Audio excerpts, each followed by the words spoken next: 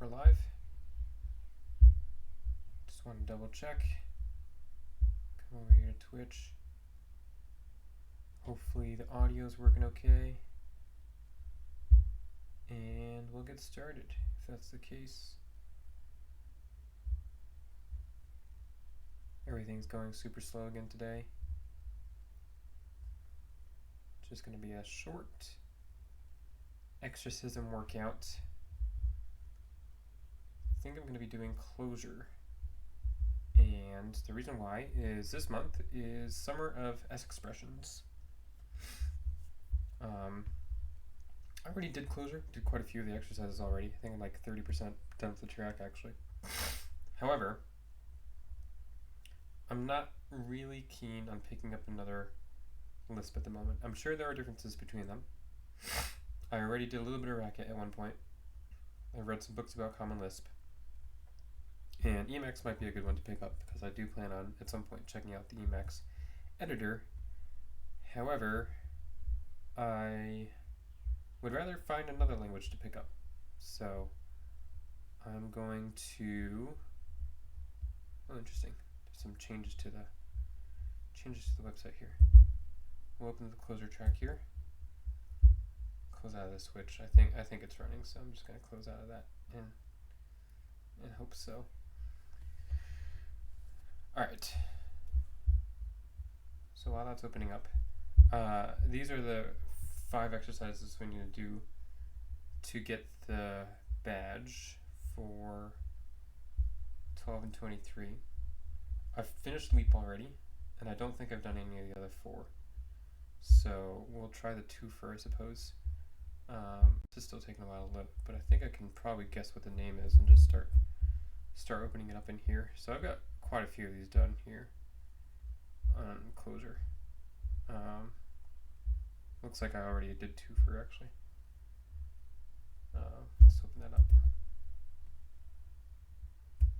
Let's close out of these. Don't save that. Okay, so it's been a while since I've taken a look at the Clojure exercises. May need a bit of a refresher as to the tooling and such. I'm using Calva, I think it was. Actually, I think there's another name for it. I forgot what it is. Calva is just a part of a larger VS Code plugin, I think. Okay, so we'll open up 2 for and take a look at what that one was. Okay, it's just a very simple one. Okay, so that one's done. We'll go do a different exercise then. Let's see what we got. Difference of squares. What do we think that's going to be called? That one's a pretty easy one, I think, as well. So let's go to the terminal here, and we'll do Exercism. Wow, it's really slow today.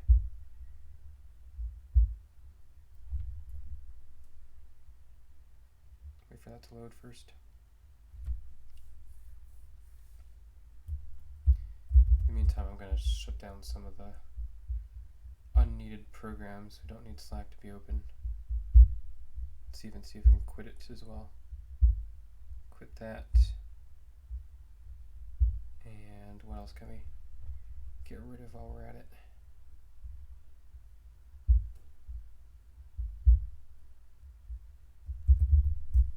Yeah, it's in a crawl.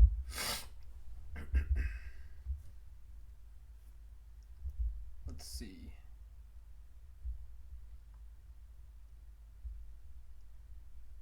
Suppose while this is still loading, we can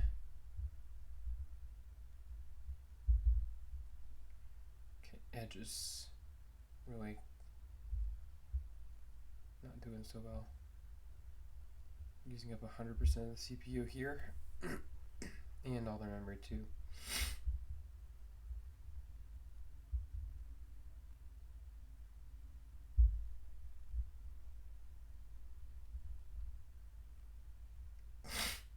Alright. Well, we'll keep carrying on, I suppose.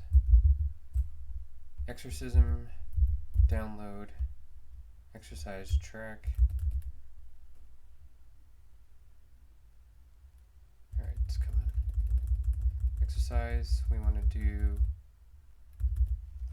difference of squares, hopefully is what it is. The track being Clojure.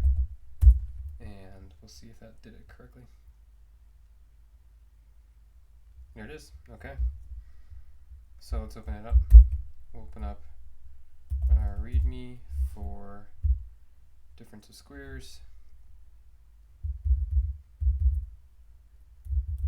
Whoa.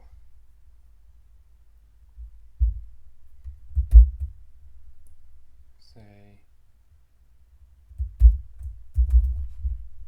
come on. Alright, this is painfully slow. Difference of squares and okay, so here we are. Difference of squares. Let's open up the README for this guy.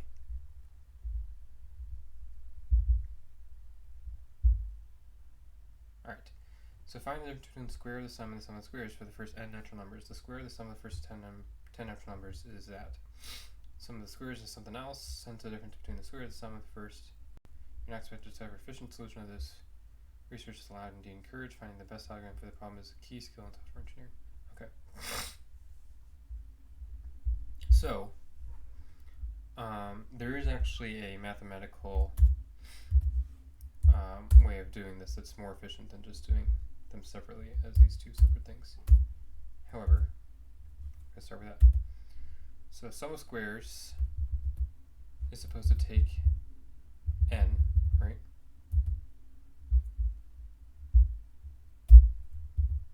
Okay. And we're going to, look at that. Reduce plus map times the two of them. Range 1. Hey, you know what? That looks pretty good. So we're gonna reduce over the whole thing.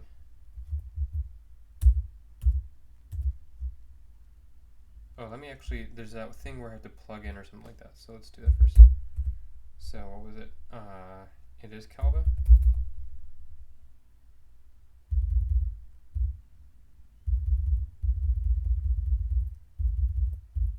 There's something about plugging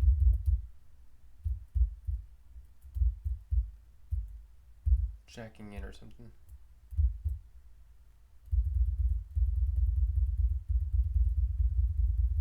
Where is it?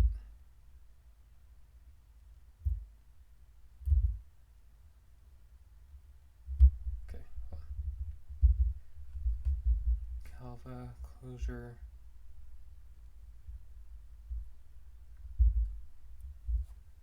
Oh, here it is. Okay. Start a project REPL. Difference of squares. There we go. I don't usually use this output Calva thing. Instead, what I usually do is just evaluate it using this. Oh, here we go. We'll do line engine. What do I usually use? I think I just use line engine. Okay.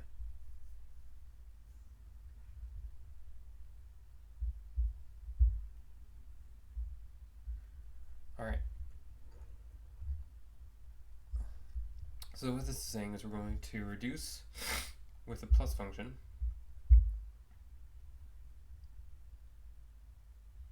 Well, first of all, we're going to take the range from 1 to n plus 1. So range is probably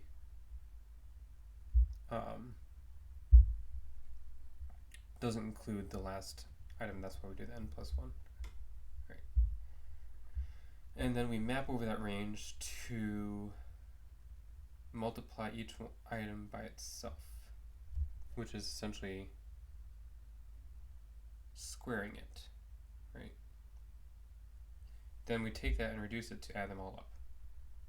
So that's how we do sum squares. Okay. Would I have done that any differently? Probably wouldn't do this times itself thing. Probably do a power if it's built into Clojure. Let's see how we can run the test. I forgot how to do that too. Let's see. Open up the help guy.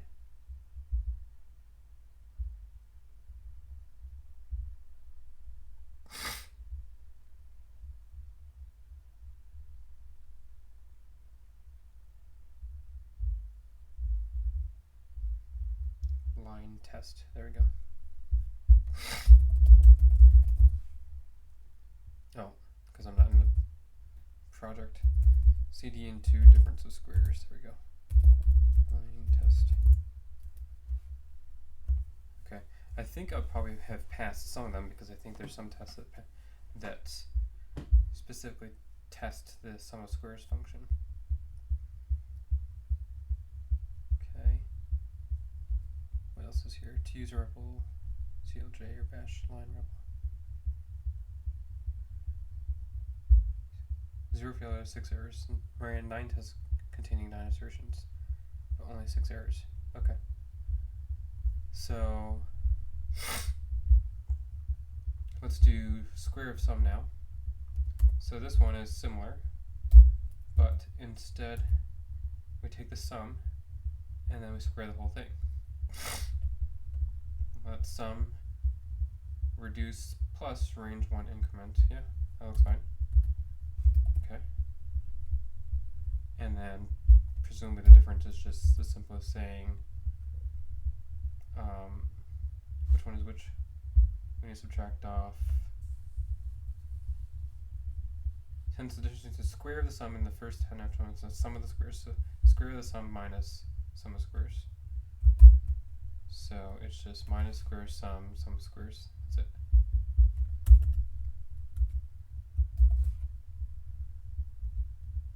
Let's give me some red squigglies here. Unresolved symbol.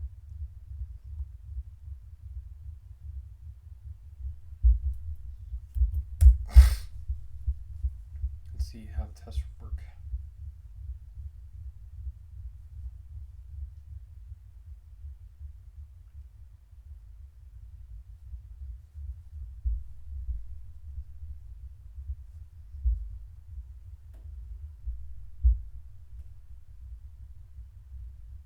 Okay, just says test failed.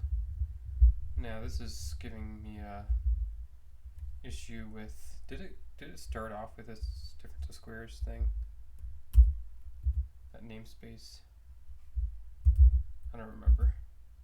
I guess so. Okay, so what's going on here? It's saying unresolved symbol sum of squares.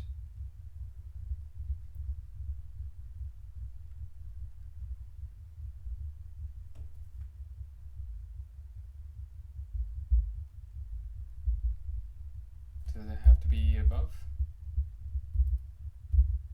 Whoa, interesting. So that plugin, usually when I press Alt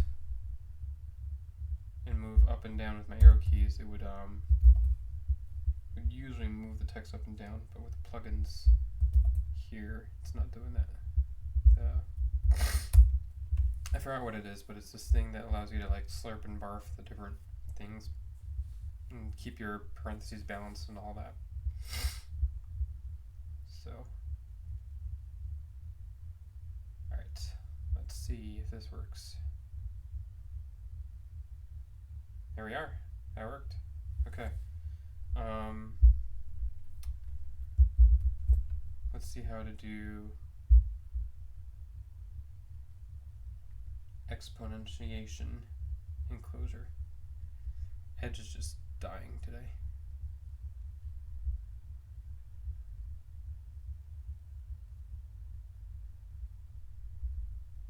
Okay, so let me just remember robot name and matching brackets, and then, oh, okay, so now it's doing fine.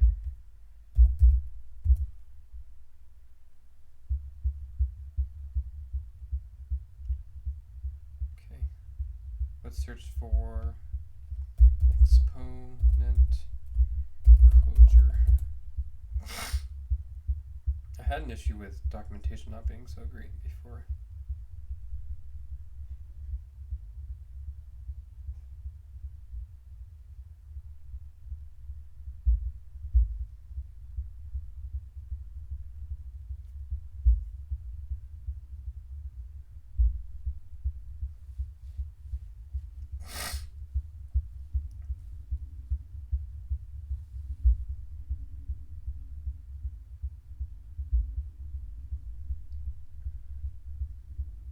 Okay, let's see.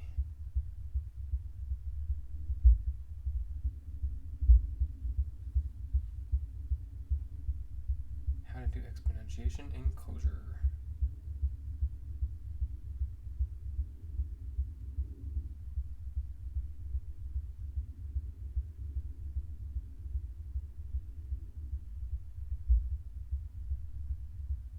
I think it's just mostly OBS that's burning through CPU, and WSL is taking up all the memory. I think that's what VMMMEM is. It's WSL.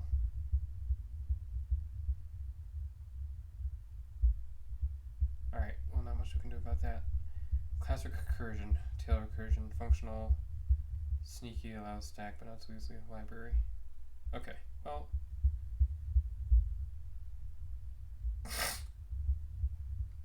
I think multiplying it by itself is good enough then. We'll just submit that exercise and move on to another one. Okay, so to do that we do Exercism submit. Should be able to refresh this page and see our iteration, and we will move on to the next exercise while that's still loading. So we'll try and pull down robot name.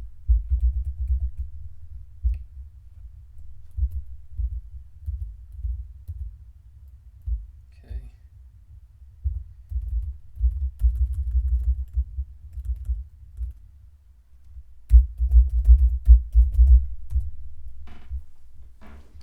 Now I pretty much just used the solution from Copilot there. However,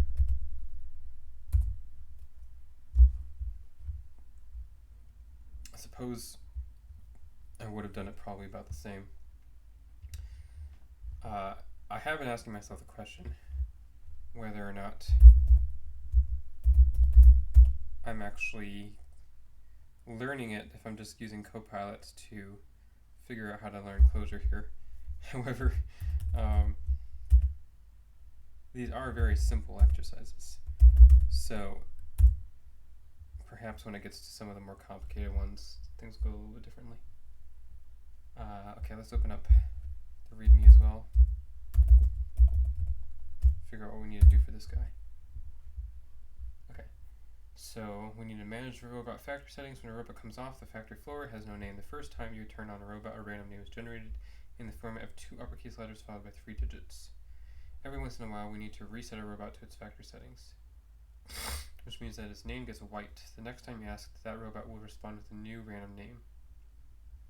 The names must be random. They should not follow a predictable sequence. Using random names means a risk of collisions. Your solution must ensure that every existing robot has a unique name. Ooh, interesting. Interesting.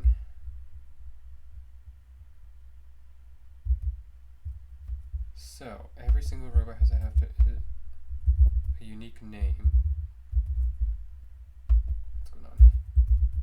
Okay. Work with randomness atoms and structured data. So, how is this going to be tested?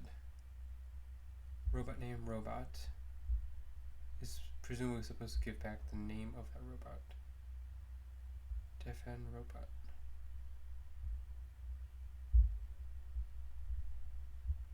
I'm not sure if I understand this very well. Let's take a look at the tests.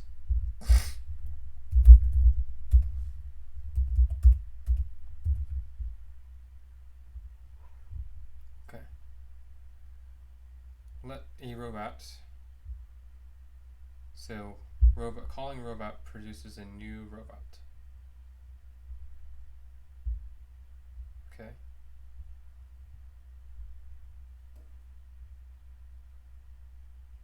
Its name is the name of that robot, and check to see if it matches that regex. Okay.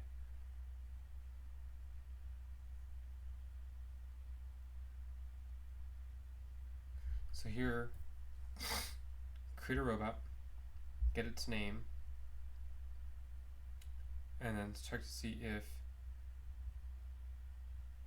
name of the robot is equal to its name. Okay.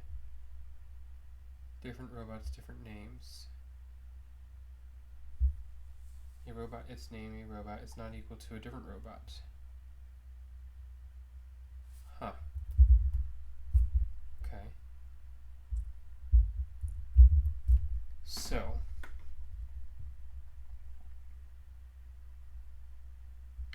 reset it and make sure they're not equal to its new name, do. Not equal to its old name. New name does not change until reset. New name's different each time. So, is it basically just making sure that this is random enough? We don't have to keep track of all the robots, do we? I don't think so. I think it's just saying make sure that it's random enough. Okay. Alright, so here we have to, a robot has to include its name. So it's giving us leeway. It just says when you give robot over here, robot name is just supposed to pull off its name.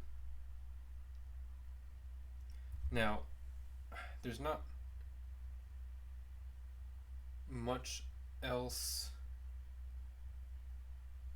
needed to define what a robot is. And I'm trying to think of what data structure should represent the robot here. I think it can just be the name, to be honest.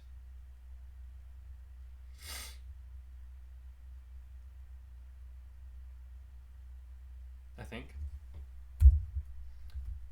So I think I'm just going to return back robot here, perhaps.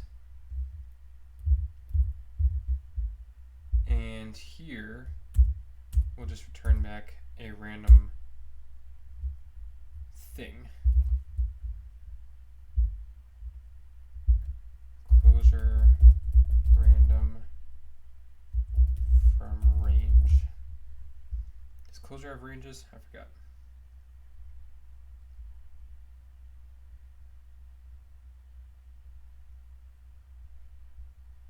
Okay.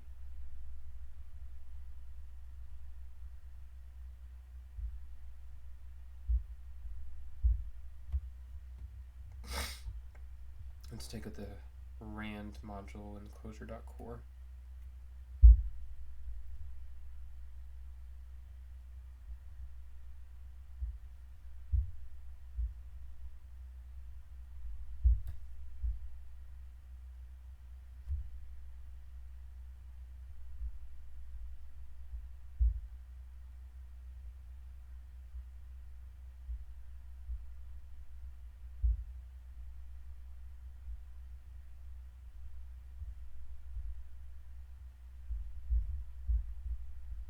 What else can I kind of shut down here?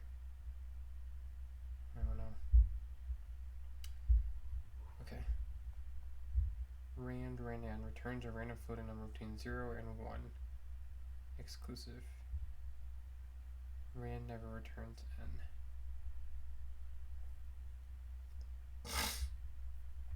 Okay.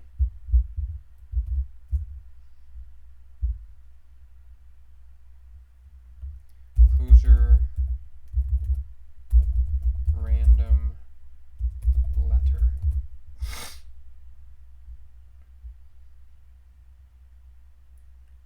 Rand nth.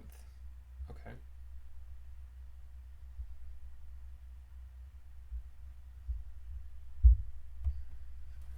That's not bad. Does it, I think it was just capital letters, right? So we don't have to worry about doing lowercase and capital. 2 uppercase letters followed by 3 digits. Okay.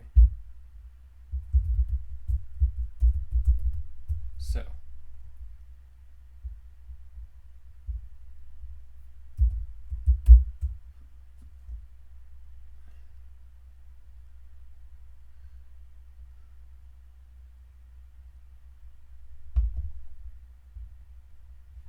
Alright, everything's just kind of coming to a halt here.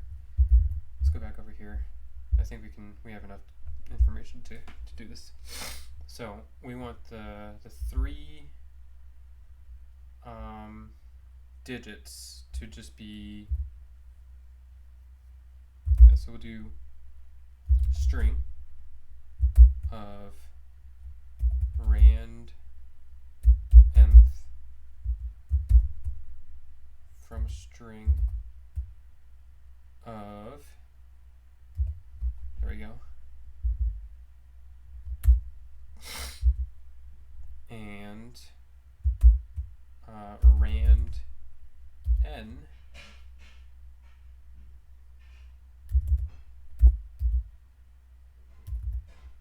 or I guess it's rand and then the n, which is 1000.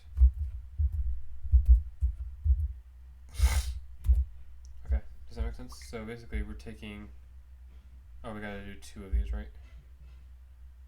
So there was that repeatedly thing. Repeatedly 20 rand nth. This was a function. Rand nth. Repeatedly 2. How do I do the? I think it was like, there we go. Pulled it in. So there I did Control Alt period to slurp in that bit there. This has to be then a function.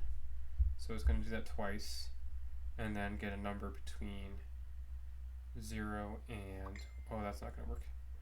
So rand has to be, returns a random floating number between 0 inclusive and n1. That's not going to work. We have to do, it has to be greater than 100.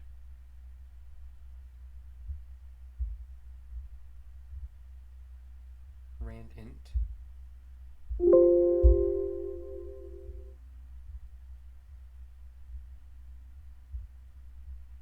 Well, we do want an int. Returns are an integer between 0 and n.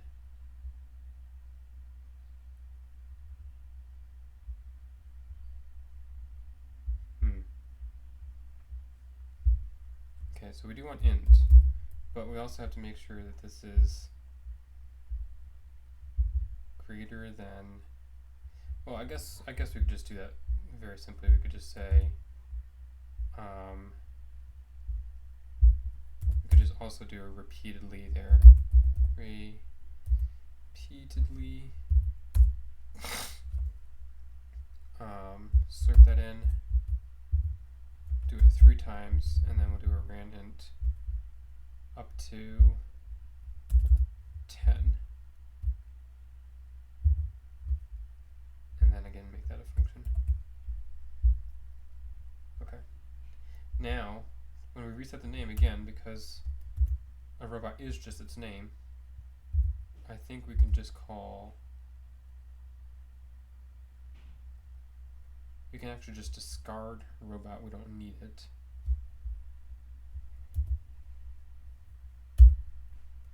But the problem is I need this to be a different name, so I need this to be the calling of the function robot. So if I name that underscore robot,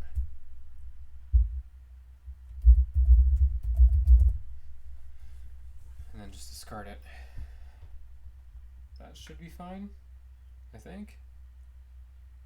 I may be understanding this problem completely wrong, but my reasoning here is that there's nothing else that makes a robot other than its name. 4 failures, 0 errors.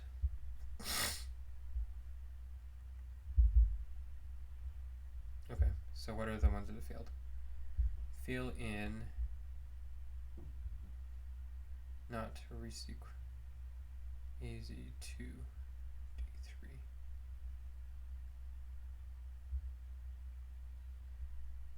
Actual. Oh, you know what? It's a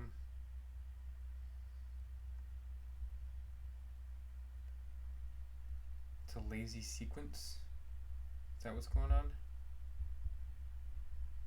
how do I actually call this guy? There was like a way to call it. Is it Alt Enter or something? Oh, there we go. There's that thing of like a test or something. Comment.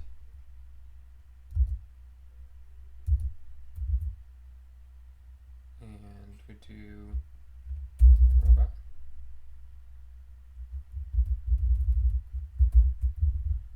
Oh, you know what? I'm like forgetting everything I know about Clojure here. This is not calling a function. We actually have to call it. Slip that in. There we go. I'll call that. Let's try that. Let's do, is it Alt Enter? Lazy sequence. I don't want that. Takes a function of no args, presumably side effects, and returns infinite or length n. Lazily sequence. Okay. We don't want that. There is a repeat. Maybe we just want repeat. Returns a lazy sequence of x's. We still don't want that too.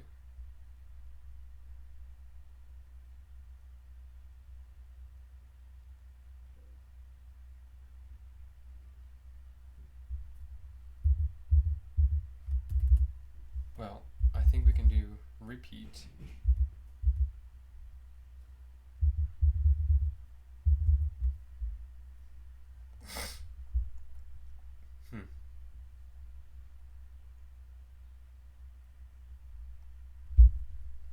I think we can do take 2, slurp that in. There we go. And take 3, slurp that in. Oh, we don't need to repeat. Yeah, we do need to repeat it, but not repeatedly. Repeat. Let's evaluate that. Alt Enter.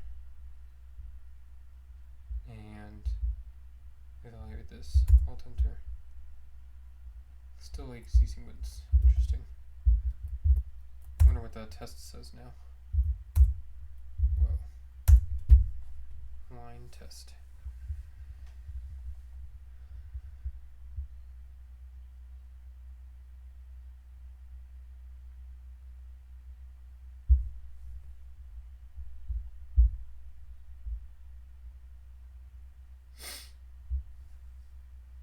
Alright, still 4 errors.